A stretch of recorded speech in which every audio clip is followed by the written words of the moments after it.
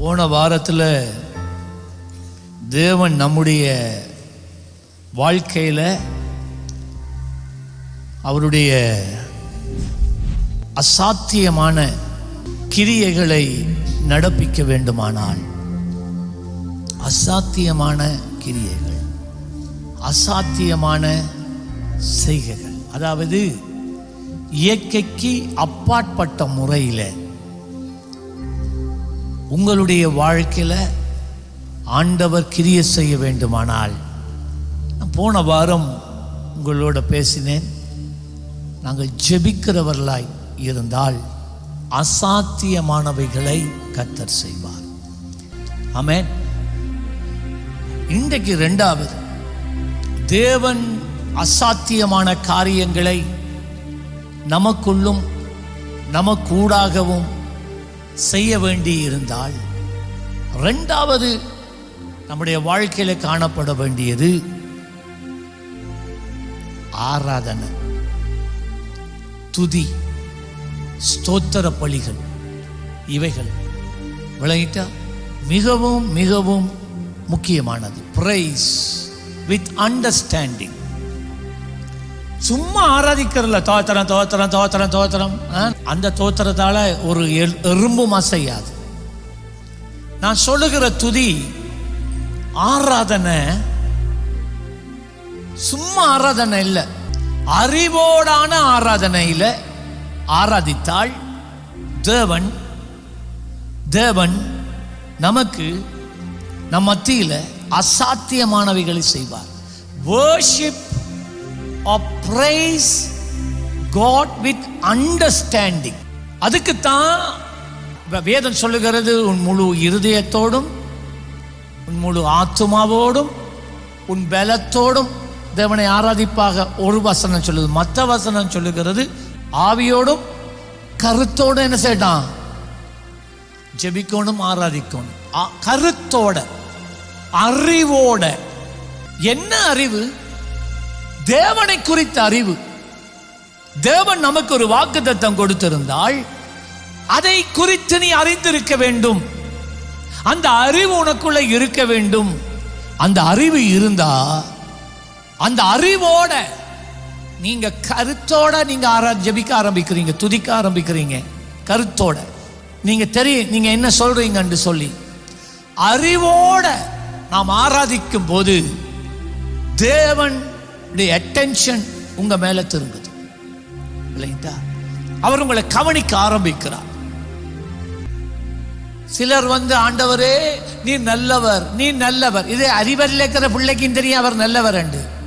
உனக்கு எத்தனை வயசு? இப்ப நீ கல்யாணம் முடிச்சு பிள்ளையும் பெற்று பிள்ளை கல்யாணம் முடிக்கிற வயசுல நீ சொல்ற ஏசு நல்லவர், ஏசு நல்லவர். இதையா அவ்வளவுதானா தெரியும்? தேவனுடைய நாமங்களை அறிந்திருக்கிறாயா? அவருடைய நாமங்கள் ஒவ்வொன்றும் அவருடைய குணாதிசயத்தை, அவர் செய்கிற கிரியைகளை காண்பிக்கிறதே. தெரியுமா? அது ஃபாதர் பெர்க்ஸ்மனால கொஞ்சம் பேருக்கு கொஞ்சம் தெரியுது, அவ்வளவுதான். பாட்டுல போட்டுக்கிறார் ஃபாதர். ஜெகோவா ஷம்மா, கூடவே அவர் நம்மோடு கூட இருக்கிற ஷம்மா. ஆண்டவரே ஷம்மா, நீர் கூடவே இருக்கிறீர். அப்ப அறிவோட நீர் என்னோட இருக்கிற தெய்வம். ஜெகோவா ஈரே, கர்த்தாவே நீர் என் தேவைகளை சந்திக்கிற. அப்படி சொல்லிட்டு நீ கடன் வாங்கி தெரிஞ்சா நீ அறிவோடு ஆண்டவனை ஆராதிக்கல. நீ அறிவில்லை உனக்கு.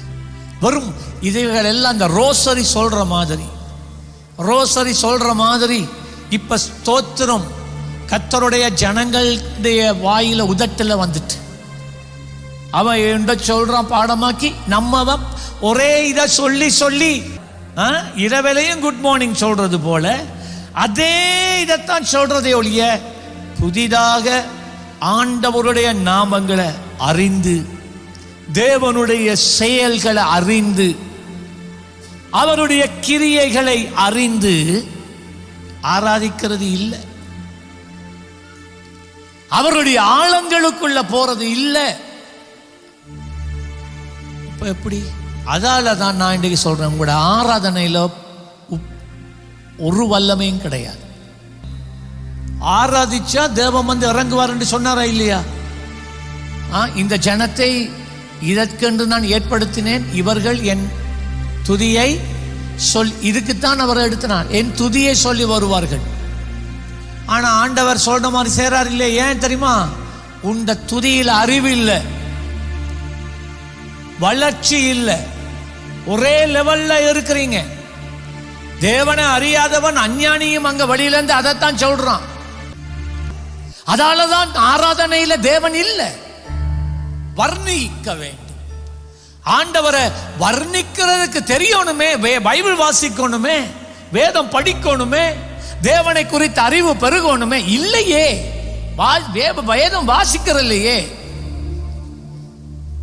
சத்தியத்தை கேட்கிறது இல்லையே, குறிப்பெடுத்து அதை நான் மிஸ் பண்ணிட்டேன்னு சொல்லி திரும்பி அந்த யூடியூப்ல போய் அந்த செய்தியை கேட்கிறது இல்லையே. ஆராதனை அறிவோடான ஆராதனை, worship and praise with understanding. அறிவோடு தேவனை ஆராதிக்கும் போது தேவன் உன் நடுவிலே கடந்து வருகிறார். அவர் வந்தால் அசாத்தியமான காரியங்களை அவர் தானாக இயல்பாக அவர் செய்து கொண்டே இருப்பார். ஆமென் சொல்லுங்க. இன்னைக்கு நாங்கள் எல்லாரும் யாரோ பாட்டு ஏற்றி நாங்கள் பாடுறோம், அது கூட அர்த்தம் தெரியாம பாடுகிறோம். அசாத்தியம்ண்டா என்னன்னு தெரியுமா? பாட்டை பாடிடுறது. சங்கீதம் 23:2-3 நல்ல பாருங்க. தாவீது சங்கீத புத்தகங்கள்ல இருக்கிற அநேக சங்கீதங்களை வரைந்தவன் தாவீது தான். மோசே மற்றது, ஆசா என்று சொல்லப்பட்டதான இன்னொரு கோயல் லீடர், தேவ ஆலயத்தில் எருசலேம் தேவாலயத்தில் இருந்த தேவனுடைய ஜனங்களை தேவனுடைய ஆலயத்தில் 24 மணத்தியெல்லாம் ஆராதனை துதி இருக்கும். அந்த துதி நடத்துறதுக்கு அவன் பாட்டு ஏற்றுவான், எல்லாம் வேதத்தை வச்சு. இந்த வசனங்களை பாருங்க, அவைகள் எல்லாம் அவர்களுடைய வாழ்க்கையில தேவன் செய்த செயல்களை வைத்து, கிரியைகளை வைத்து, நான் சேவிக்கிறவர் இன்னார். யோபு சொன்னானே, நான் விசுவாசித்திருக்கிறவர் இன்னார் என்று அறிவேன். நீங்க அறிஞ்சிருக்கிறீங்களா? நீங்களும் யோபுவை போலத்தான் விசுவாசிக்கிறீங்க, யோபுவை போலதான் நீங்களும் சேவிக்கிறீங்க. நான் கேட்கிறேன், நீங்க சேவிக்கிற அந்த தேவனோடு ஒரு தனிப்பட்ட அனுபவம் உங்களுக்கு இருக்குதா? அனுபவங்களை பெற்றிருக்கிறீங்களா? நான் கேட்கிறேன் உங்கள்கிட்ட. அதுக்கு நீங்களே உங்களுக்கே பதில் சொல்லிக் கொள்ளுங்க. தேவனை குறித்த அனுபவம், அறிவு, an encounter with the Lord, தேவனோடான ஒரு சந்திப்பு இருக்கா? இருக்கா? இல்லையா? உனக்கு வேதம் தெரியாது, உனக்கு தேவன் தெரியாது. நீ துதிக்கிற பயன்படுத்துகிற வார்த்தைகள் எல்லாம் சும்மா அந்த ரோசரி சொல்றது போல, கிளிப்புள்ள சொல்றது போல சொல்லுகிற வார்த்தைகள். அந்த வார்த்தைகள் தேவனை எட்டாது. சங்கீதக்காரன் அவன் அனுபவத்தோடு பாடினான், துதித்தான், ஆராதித்தான், ஸ்தோத்தரித்தான். நாங்க தேவனை குறித்த அனுபவம் இல்லாமல் ஸ்தோத்தரிக்கிறோம், பாடுகிறோம். அதனால எங்கள் துதிகள்ல வல்லமை இல்லை. அதனாலதான் எங்கள் துதிகளின் நடுவிலே கர்த்தர் வாசம் பண்ணுவது இல்லை. சங்கீதம் 22:3 இஸ்ரவேலின் துதிகளுக்குள் வாசமாயிருக்கிற தேவரீர் பரிசுத்தர். இப்ப இவன் அனுபவத்தோட சொல்றான், அனுபவத்தோட. ஆண்டவரே, வேத வாக்கியம் ஒன்று சொல்லுது, எங்கே 2-3 பேர் என்னுடைய நாமத்திலே ஒருமனப்பட்டு கூடுகிறார்களோ அவர்கள் மத்தியிலே நான் வாசம் பண்ணுவேன் என்று ஆண்டவர் சொல்லி இருக்கிறாரா இல்லையா? நாங்க என்ன ஜெபிக்கக்குள்ள சொல்றோம், ஆண்டவரே நீ சொல்லி இருக்கிறீரே என்று ஜெபிக்கிறோம். இவன் அப்படி இல்லை. ஆண்டவரே, இஸ்ரவேலின் துதிகளின் மத்தியிலே வாசம் பண்ணி இருக்கிறவரே. எக்ஸ்பீரியன்ஸ், அனுபவம். தேவனை குறித்த அனுபவம். அவர் துதிகளின் மத்தியில இறங்கி வருகிறவர். அந்த ஆராதனையில தான் வல்லமை இருக்கு. அந்த ஆராதனையில தான், துதியில தான் தேவன் வந்து அசைவாடுவார். இப்ப நீங்க உங்களை சோதிச்சு பாருங்க. நீங்க தேவனை ஆராதிக்கிற நேரம் அறிவோடு, வேத வாக்கியங்களை குறித்த அறிவோட, தேவனை குறித்த அறிவோட நீங்க உச்சரிக்கிறீங்களா? வார்த்தைகளை உணர்ந்து அனுபவித்து நீங்க சோத்திரம் பண்றீங்களா? இல்ல மற்றவங்களை போல ரோசரி சொல்றது போல பழக்கமாயிட்டா? இதுதான் தேவன் உங்களை இந்த ஆழத்துக்குள்ள உங்களை அழைக்கிறார். இது ஆழமான காரியங்கள். தெரிந்தது, ஆனால் ஆழம். சின்ன சிம்பிள் தான். எல்லாரும் பிரைஸ் ஆண்டவரை துதிக்கிறது தான் ரெண்டாவது திறவுகோல் என்று சொல்லக்குள்ள துதிக்கிறது தானே, நமக்கு எல்லாம் தெரியும். நாங்க வீரர். இப்ப விளங்குதா வீரருமா? நாங்க வீரரா இருக்கிறோமா? இன்றைக்கு எத்தனையோ பேர் ஆராதிக்கிற நேரத்தில் பாத்ரூமுக்கு போற, எழும்புற, நடக்கிற, லாத்துற, பேசுற, நோன்ற. எப்படி ஐயா நீ தேவனை அனுபவிப்பா? முடியுமா? முடியுமா? அப்படி அந்நியனை பாருங்க, புறஜாதியான பாருங்க, விக்கிரகங்களுக்கு முன்னால எவ்வளவு தேவ பக்தியோட போய் நிற்கிறான். கோயிலுக்குள்ள போறவன் பக்கத்தால தட்டி கொண்டு, சேட்டை விட்டு கொண்டு, கதைச்சு கொண்டு, லாத்தி கொண்டு பூசைக்கு நிக்கிறானா? யோசிங்க. இல்ல, அவன் பயபக்தியோட நிக்கிறான். ஷர்ட்டை கலட்டிட்டு நிக்கிறான். ஸ்திரீகள் வருங்காலோட நிக்கிறாங்க. அதற்கான ஆடையை அடிச்சுட்டு போறாங்க. இங்க வெள்ளச்சாரிய போடுன்னு சொன்ன எத்தனை ஆயிரம் கதை உனக்கு. அவனே அப்படி செய்யக்குள்ள ஜீவனுள்ள தேவன் சேவிக்கிற நாங்க எந்த அளவுக்கு, எவ்வளவு ஆழமா நாங்க தேவனை ஆராதிக்க வேண்டும். தேவனுடைய பிரசன்னத்தை நீ உணர்கிறாயா? பொய்க்கு சொல்லக்கூடாது. ஆவிக்குரியவர்கள் பொய் சொல்ல நல்லா பழகிட்டான். வாய் திறந்தாலே பொய் தான். ஆவிக்குரிய ஜனங்கள் அனுபவம் இல்லை, தேவ பிரசன்னம் இல்லை, ஆனா பிரசன்னத்தால் நிறைந்திருக்கிறது போல காட்டுறது. ஆண்டவர் அருவருக்கிறார், கர்த்தர் வெறுக்கிறார். அர்ப்பணிக்கப்பட்ட வாழ்க்கை கிடையாது. இஷ்டம் போல வாழ்றோம், அர்ப்பணிக்கிறேன்னு படிக்கிறோம். ஆகவே ஆராதனைண்டா நாங்கள் அறிவோடு அனுபவத்தோடு நாம் ஆராதித்தால் அந்த ஆராதனையில கர்த்தர் இறங்கி வந்து அசாத்தியமானதை செய்கிறார். சங்கீதம் 67 சில அசாத்தியமான காரியங்கள். எப்படி கர்த்தருடைய ஜனங்கள் ஆராதிச்சாங்க, தேவன் எப்படி அசாத்தியமான முறையில் செயல்பட்டார்.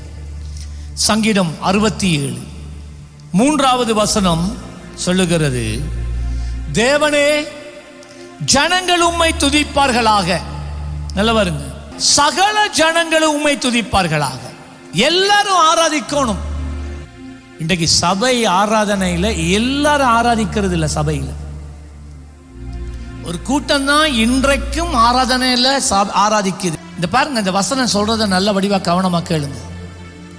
தேவனே ஜனங்கள் உம்மை துதிப்பார்களாக, சகல ஜனங்களும் உம்மை துதிப்பார்களாக. பாத்தீங்களா? எல்லாருமே சபையில் ஆராதிக்கணும். நீங்க வேடிக்கை பார்க்கறதுக்கோ இல்லாட்டி சும்மா நையாண்டி பார்க்கறதுக்கோ யாரையோ சந்திக்கிறதுக்கோ சேர்ச்சுக்கு வர்றது இடம் இல்லை. அது இன்றைக்கு சபைகள்ல தேவன் இறங்காததுக்கு காரணம் அதுதான். சபைக்குள்ள ஒரு மனப்பாடு இல்லை. பலருக்குள்ள பல எண்ணங்களோட வந்திருக்காங்க சபைக்குள்ள.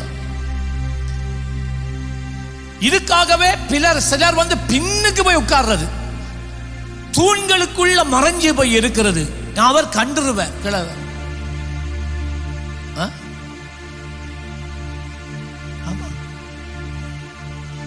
ஆகவே தேவன் அசாத்தியமான காரியங்களை செய்ய ஒரு மனப்பாடு அவசியம். எல்லாரும் பிள்ளைகள்ல இருந்து, வாலிபர்கள்ல இருந்து, முதியோர்ல இருந்து, நான் ஊழியக்காரர்ல சொல்றேன். நீங்க வெள்ளை ஷர்ட்டை உடுத்து வந்துட்டு வெள்ளையை உடுத்துட்டு வந்துட்டு அங்க சாரியை உடுத்துட்டு வந்து நிக்கிறதாக்கெல்லாம் நீங்க பெரிய ஆக்கள் இல்லை, நானும் பெரியவன் அல்ல. எல்லாரும் ஆராதிக்கணும், லாத்தி தெரியக்கூடாது, ஆராதிக்கணும். இதுதான் இன்றைக்கு சபையின் நிலவரம்.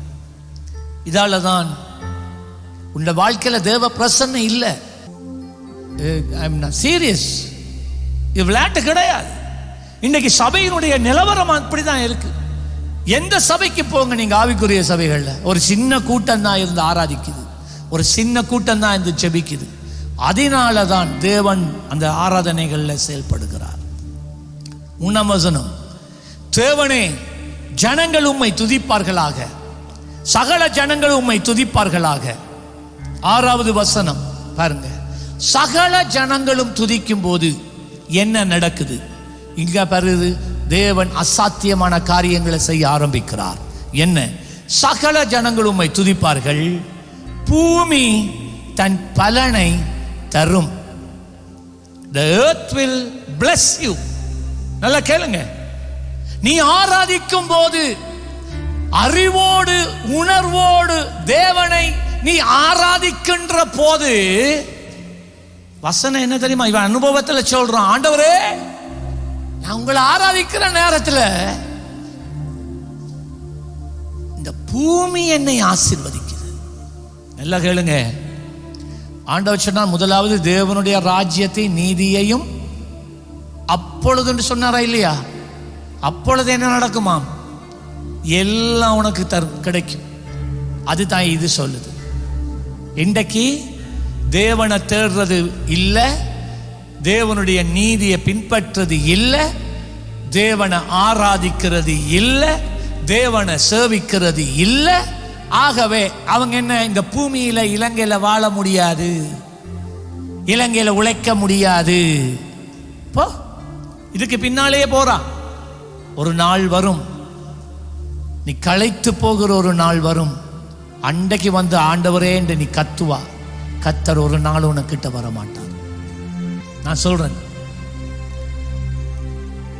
நீங்க இருக்கிற இடத்துல, தேவன் உங்களை நாட்டி இருக்கிற இடத்துல, நீங்க முழு மனதோட, அறிவோட, உணர்வோட, அனுபவங்களோட தேவனை சொல்லி துதித்து கீர்த்தனம் பண்ணி பாருங்க. ஆண்டவருடைய வாக்கு தத்தம் இது. பூமி உன்னை ஆசீர்வதிக்கும். ஆமென் சொல்லுங்களேன். உடைய வீட்டில் இருக்கிற தென்னை மரங்களோ, உடைய வீட்டில் இருக்கிற பழ மரங்களோ, நீங்கள் ஒரு கோழி ஃபார்ம் போடுறீங்களா, ஒரு ஆட்டு மந்தை போடுறீங்களா, வயல் செய்றீங்களா, சோளம் விதைக்கிறீங்களா, கொச்சிக்காய் போடுறீங்களா, நான் சொல்கிறேன், நீ ஆராதிக்கிறவனாய் இருந்தா, இந்த வசனம் பொய் சொல்லாது, நீ உண்மையாய் ஆராதிக்கிறவனாய் இருந்தால் பூமி உன்னை ஆசீர்வதிக்கும். நான் சொல்லல, பூமி உன்னை ஆசீர்வதிக்கும். பூமியில் உள்ள வளங்கள் உன்னை ஆசீர்வதிக்கும். ஆமென் சொல்லுங்களேன். தேவனாகிய எங்கள் தேவனை எங்களை ஆசீர்வதிப்பார். பார்த்தீங்களா எப்படி ஆசீர்வதிப்பார்? யாரை ஆசீர்வதிப்பார்? அறிவோடு தேவனை ஆராதிக்கிறவர்களை தான் கர்த்தர் ஆசீர்வதிப்பார்.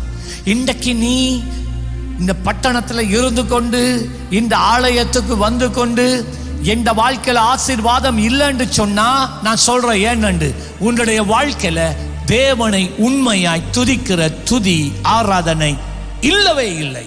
அதனாலதான் உனக்கு நஷ்டம், விளைவு தராது. இந்த பூமி உன்னை ஆசீர்வதிக்காது. நீ தேவனை ஆசீர்வதிக்கும் போது தேவன் உன்னை எப்படி தெரியுமா ஆசீர்வதிக்கிறார்? பூமிக்கு கட்டளையிடுகிறார், என் மகனை ஆசீர்வதி, என் மகளை ஆசீர்வதி. அது ஆசீர்வதிக்க ஆரம்பிக்கும். ஆமென் சொல்லுங்க. 7ஆம் வசனம், தேவன் எங்களை ஆசீர்வதிப்பார். வேற எங்கேயுமே நீங்க ஓடி போக தேவையில்ல, கர்த்தர் உங்களை ஆசீர்வதிப்பார். இப்ப வாங்க சங்கீதம் 18:3. இப்ப பாருங்க, அனுபவத்தோடு ஆராதிக்கிறத பாருங்க. துதிக்கு பாத்திரராகிய கர்த்தரை நோக்கி கூப்பிடுவேன். பாருங்க, சும்மா சொல்லல, நான் நான் நான் கர்த்தரை நோக்கி கூப்பிடுவேன் என்று சொல்லல, என் தேவனை நோக்கி கூப்பிடுவேன் அவன் சொல்லல. சொல்றத பாருங்க, என் துதிக்கு பாத்திரராகிய கர்த்தரை நோக்கி கூப்பிடுவேன்.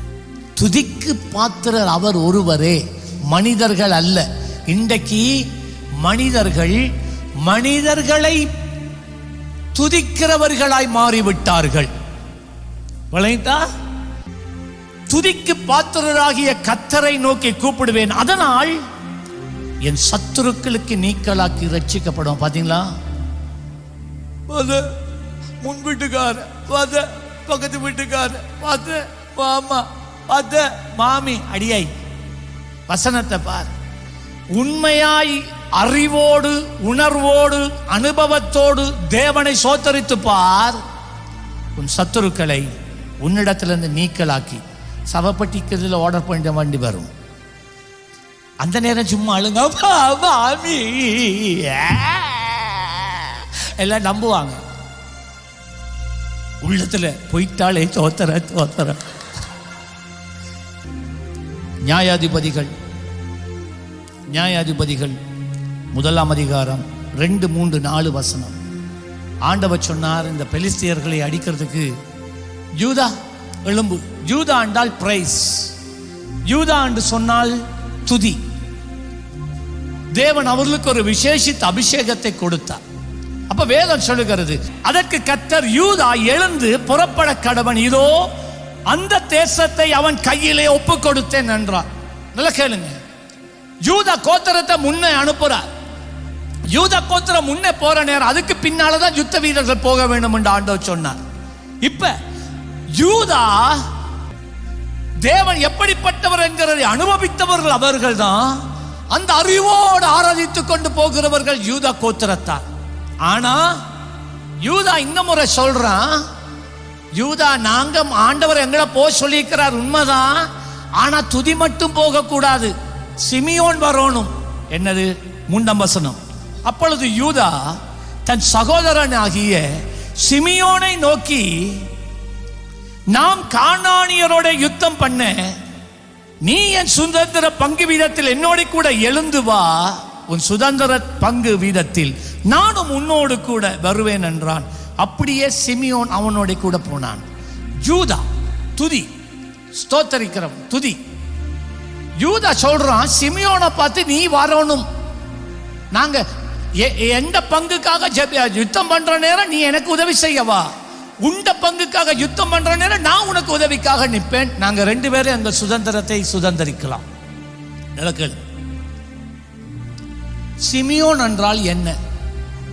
சிமியோன் என்றால் எபிரேய மூல மொழிபெயர்ப்பின் படி அதனுடைய அர்த்தம் கேட்கின்றவன். விசுவாசம் கேள்வியினாலும் தேவனுடைய வார்த்தையை கேட்பதினாலும் வருகிறது. அப்ப சிமியோன் சமன் கேட்கிறது, அது சமன் விசுவாசம். அவன் கேட்கிறவன். அவனுக்குள்ள இருந்த ஒரு குணாதிசயம், தேவன் ஒன்றை பேசினா கவனமாய் ஒத்து கேட்பான். தேவன் ஒரு காரியங்களை செயல்பட்டால் கவனமாய் கவனிப்பான். தேவனுடைய அசைவுகளை, தேவனுடைய சத்தத்தை கேட்கிறவன் அவன். தீர்க்கதரிசிகள் சொல்லுகிறதை கேட்கிறவன் அவன். அப்ப இது வசனத்தை கேட்க கேட்க அவனுக்குள்ள என்ன வருது? சொல்லுங்க, என்ன வருது? விசுவாசம். எல்லாம் சொல்லுங்க, என்ன வருது? நம்முடைய ஆராதனையில, எங்களுடைய துதியில அறிவோடு நாம் துதிக்கும் போது அதுக்குள்ள விசுவாசம் இருக்கணும். ஆமென் சொல்லுங்களேன். எனக்காக நீர் யாவற்றையும் செய்து முடித்தீர். தெரியுமா? இயேசு சிலுவையில உங்களுக்காக என்ன செய்தார் சொல்ல முடியுமா? பைபிள்ல இருந்து வசனம் காட்ட முடியுமா? லேசா சொல்றீங்க. நீர் எனக்காக எல்லாம் செய்து, என்னையா செய்து முடித்தார்? எப்படி ஐயா செய்து முடித்தார் தெரியுமா? சொல்ல முடியுமா? நீர் எனக்காக சிலுவையில் மரித்தீர். சரி, எப்படி சிலுவையில மரித்தார்? ஏன் சிலுவையில மரித்தார்? எதற்காக சிலுவையில மரித்தார் சொல்ல தெரியுமா? சிலுவையில் அவள் தொங்கும் போது என்ன நடந்தது, சிலுவையில் மரிக்கும் போது என்ன நடந்தது தெரியுமா? இதுதான் அறிவு. இதெல்லாம் தெரியாம எனக்காக சிலுவையிலே மரித்தவரே என்று சொன்னா காரி துப்புவார் மூஞ்சில. உனக்கு என்ன விஷயம் உண்டே தெரியுது இல்ல, ஆனா நீ ஒரு பழக்கமாயிட்டு. அப்ப இங்க சொன்னான், யூதா சொன்னான், யூதா சிமியோனை பார்த்து, வா, எனக்குள்ள துதி இருக்கு, உனக்குள்ள விசுவாசம் இருக்கு, என்ற துதியோட அறிவு இருக்கு, உண்ட விசுவாசத்திலையும் அறிவு இருக்கு, அறிவோட வாங்க நாங்கள் யுத்தம் பண்ணுவோம். துதியும் விசுவாசம் ஒன்று சேர்ந்தா பெரிய ஜெயம். நல்ல கையை தட்டி ஆண்டவருக்கு நன்றி சொல்லுங்க. அவர்கள் ஜெயித்தார்கள், லேசாக மேற்கொண்டார்கள் கானானியரை. துதியிலும் விசுவாசமும் அறிவோடு செய்யும் போது வெற்றி. 4வது வசனம், யூதா எழுந்து போன போது கர்த்தர் கானானியரையும் பேர்சியரையும் அவர்கள் கையிலே ஒப்புக் கொடுத்தார். அவர்கள் பேசக்கிலே 10,000 பேரை வெட்டினாங்களாம். இதுதான் தேவனுடைய அசாத்தியமான கிரியை. உண்மையான துதியும் விசுவாசமும் கலந்தால் தேவன் அசாத்தியமான காரியங்களை செய்வார். உங்களுடைய கையால 10,000 பேர் ஒரே சந்தர்ப்பத்தில் மடிந்து விழுந்தார்கள். கர்த்தர் ஜெயத்தை கொடுத்தார். செப்பனியா 3ஆம் அதிகாரம், செப்பனியா 3ஆம் அதிகாரம் 14 முதல் 20 வசனங்கள் நான் வாசிக்கிறேன். 14ஆம் வசனம் ஆண்டவர் சொல்றார், சீயோன் குமாரத்தியை கம்பீரித்து பாடு. பாட்டு பாட்டுனா சத்தமா பாடணும். இது என்னண்டா, தோதேராம் தாதீராம் தாதீராம், இது கம்பீரமா பாடுற பாட்டா? நீங்க பாடுறது உங்களுக்கே கேட்குதான்னு கேட்கிறேன் நான். அசாத்தியமான காரியங்களை காண விரும்புறியா? நீ உணர்ந்து உரத்த சத்தமா, கம்பீர சத்தமா அட்பரி. அல்லேலூயா கூட சொல்ல வராது கணக்கு பேருக்கு. எருசலேம் குமாரத்தியே, நீ முழு இருதயத்தோடு மகிழ்ந்து களி கூறு. பாத்தீங்களா, முழு இருதயத்தோட எப்படி ஒருவனால களி கூற முடியும் என்றால், நாம் சொல்றத விளங்கிக் கொள்றவன் அனுபவித்தவனால தான் முடியும். அவன் தான் சொல்லுவான், அப்பா நீர் எவ்வளவு அதிசயமா என்ன இதுவரைக்கும் நடத்தி வந்துக்கிறேன். அவன் கணக்கு போடுவான், ஆண்டவரே நீர் எனக்கு செய்துக்கிற நன்மையை எண்ணி பார்த்தா பேப்பர் காணாது, கொப்பி காணாதாண்டவரை சொல்லி கொண்டு போறதுக்கு அழுவாங்க. இதுதான் ஐயாது ஆராதிக்கிற நேரம் அழுவாங்க, கத்துவாங்க. இங்க யாராகிலும் கத்துப்பாட்டுல மற்றவன் பார்ப்பான், ஏதோ புதுனம் ஜூல போட்ட குரங்க பார்க்கிற மாதிரி. தேவனுடைய ஜனங்கள் கம்பீரித்து பாடணும், கம்பீரித்து ஆராதிக்கணும். அந்த கம்பீரமா ஆராதிச்சா தான் எரிக்கோவின் மதில் சரிந்து விழும். ஆமா சொல்லுங்களேன், ஹல்லேலூயா. ஆட்பரி காட்டியது விழுந்திருக்காது. இப்ப இது 15வது வசனம் பாருங்க, தேவனுடைய அசாத்தியமான கிரியைகள். கர்த்தரும் ஆக்கினைகளை அகற்றி. இந்த வருது 1வது. உன்னை ஆக்கினப்படுத்துறது எது? எது உன்னை துன்பப்படுத்துது? நீ நல்லா சத்தம் போட்டு நல்லா துதிச்சு பாடி கனப்படுத்தி பாரு. உன்னை ஆக்கினைப்படுத்துகிறதை கர்த்தர் எடுத்து போடுவார். உன் சத்துருக்களை விலக்கி போடுவார். சத்துருக்களை விலக்கி போடுவார். எப்பொழுது உன்னை குறித்து பேரம் பேசுறவனை விலக்கி போடுவார். இஸ்ரவேலின் ராஜாவாகிய கர்த்தர் உன் நடுவிலே இருப்பார். இனி நீ தீங்கை காணாதிருப்பாய். கேளுங்க, அறிவோட ஆராதிக்கிறவனுக்கு இந்த வசனம் செல்லுபடியாகாது. கம்பீர சத்தமாய் ஆராதிக்கிறவனுக்கு இந்த வசனம், இந்த வாக்கு தத்தம் செல்லுபடியாகாது. ஆலயத்துக்கு வந்தாலோ ஆராதனை வேலையிலோ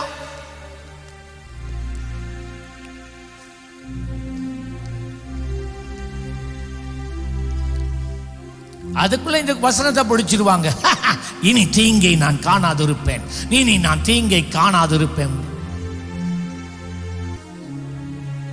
நீ நிறைய தீங்க காணுவா. ஏனண்டா உண்ட துதியும் உண்ட ஆராதனையும் பரலோகத்தை அசைக்காது.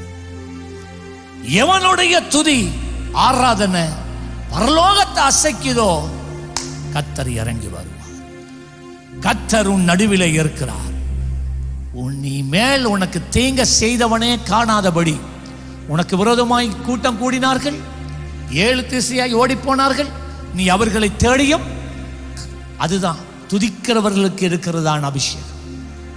16 அந்த நாளிலே எருசலேமை பார்த்து பயப்படாதே என்னும், சீயோனை பார்த்து உன் கைகளை தளர விடாதே என்று சொல்லப்படும் உன் தேவனாகிய கர்த்தர் உன் நடுவில் இருக்கிறார். ஏன்? நீ கம்பீரமா பாடுறபடினால.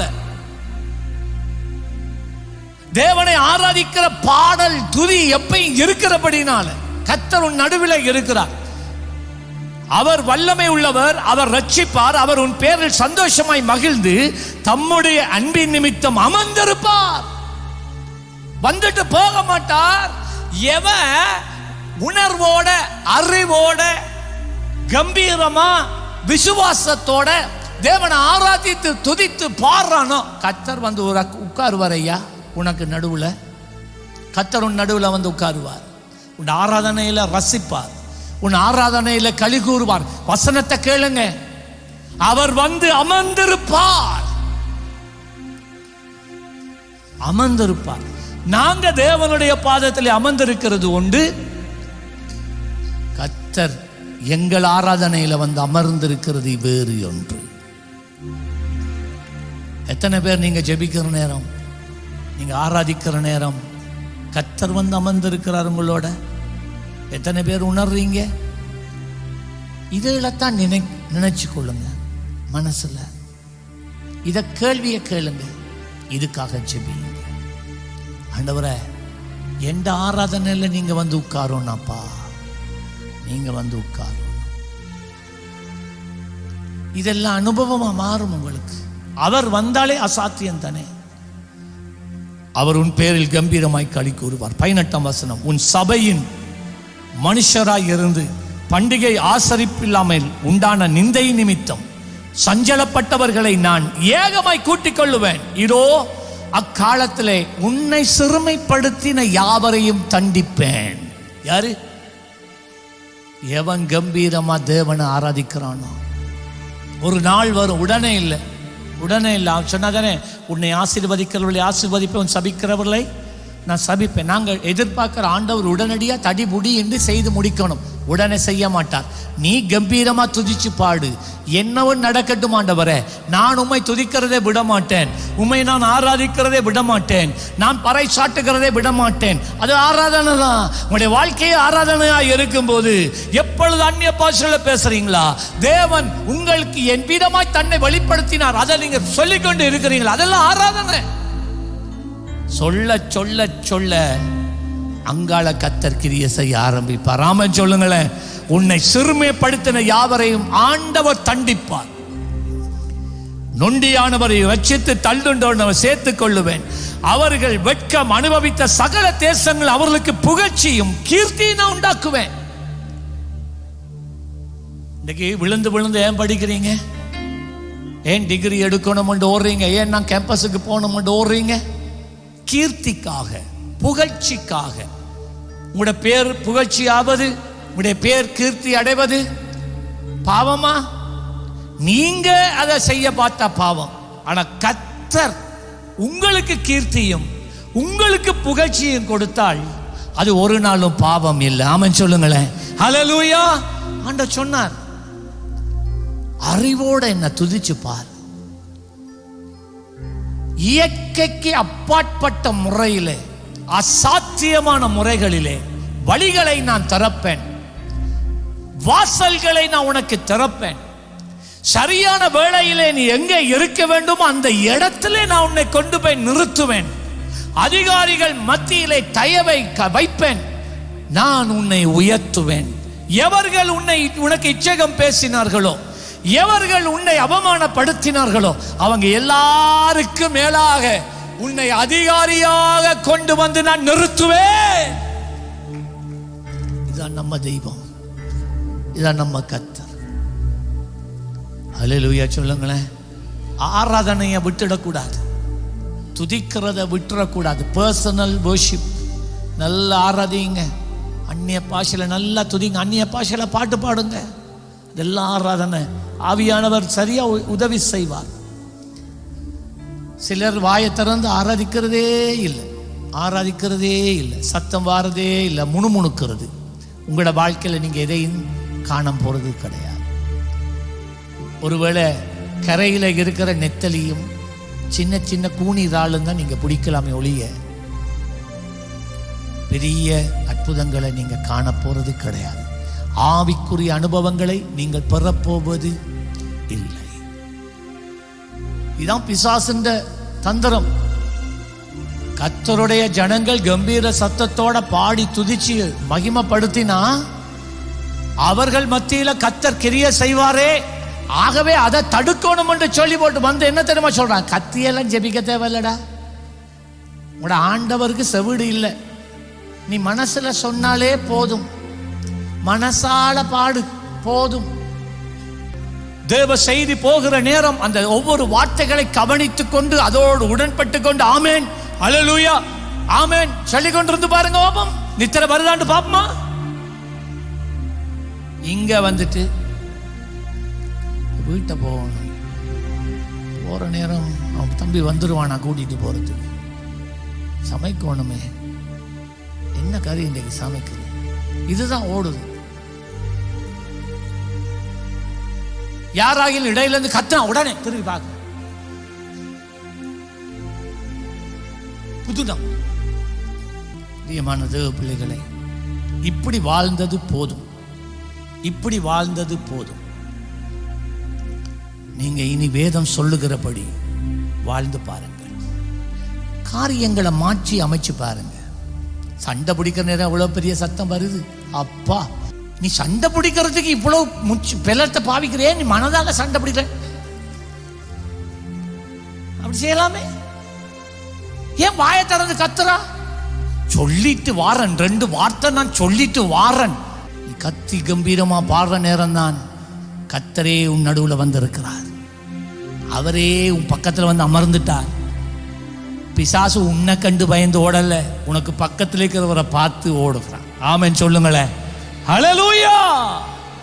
அதுதான் ரகசியம், வேறொன்றும் கிடையாது. அவர்கள் வெட்கம் அனுபவித்த சகல தேசங்கள் அவர்களுக்கு புகழ்ச்சியும் கீர்த்தியும் உண்டாகச் செய்வேன். அக்காலத்திலே உங்களை கூட்டிக் கொண்டு வருவேன், அக்காலத்திலே உங்களை சேர்த்துக் கொள்ளுவேன். உங்கள் கண்கள் காண நான் உங்கள் சிறையிருப்பை திருப்புவேன். உன் சிறையிருப்பு என்ன? நீண்ட கால சிறையிருப்போட நீங்க வாழ்ந்து கொண்டு இருக்கிறீங்களா? காரணம் என்னன்னு சொல்றேன். கர்த்தர் என்ன வந்து உனக்கு பக்கத்தில் உட்காரல, அதுதான் சிறையிருப்பு. தான் சொல்றீங்க, என்னப்பா நானும் போறேன் தான் சேர்ச்சிக்கு நானும் ஜெபிக்கிறேன்னா ஒன்றுமே நடக்குது இல்லை. ஒன்று நடக்கல. ஏண்டா நீ ஒழுங்கு ஆராதிக்கலையே. நீ ஒழுங்கு ஆராதிச்சா ஏன் அது நடக்காம இருக்கணும்? சிறையிருப்பை நான் மாற்றுவேன். அடுத்தது திருப்பும் போது, பூமியில் உள்ள சகல ஜனங்களுக்குள்ளும் நான் உங்களை கீர்த்தியும் புகழ்ச்சியுமாய் நான் என்ன செய்வாராம்? சும்மா எல்லாம் வச்சுக் கொள்ள மாட்டார், புகழ்ச்சியாய் வைத்துக் கொள்ளுவார், கீர்த்தியாய் வச்சுக் கொள்ளுவார். ஆமென் சொல்லுங்களேன். ஹல்லேலூயா. ஆகவே இவற்றை சிந்தியுங்கள், இதுக்காக நீங்க ஜெபியுங்க. இதுவரைக்கும் முணுமுணுத்தது போதும், இனி வாயை விரிவாக திறந்து ஹல்லேலூயா சொல்லுங்களேன். ஆண்டவர் என்ன சொன்னா? உன் வாயை விரிவாக திற, துதியினால் உன் வாய் நிரப்புவேன். நீ வாயை திறக்கவன், நீ திறந்தால் நிரப்புவார். முணுமுணுக்கிறத விட்டுருங்க. இன்றையோட கர்த்தர் உங்களை ஆசீர்வதிப்பாராக.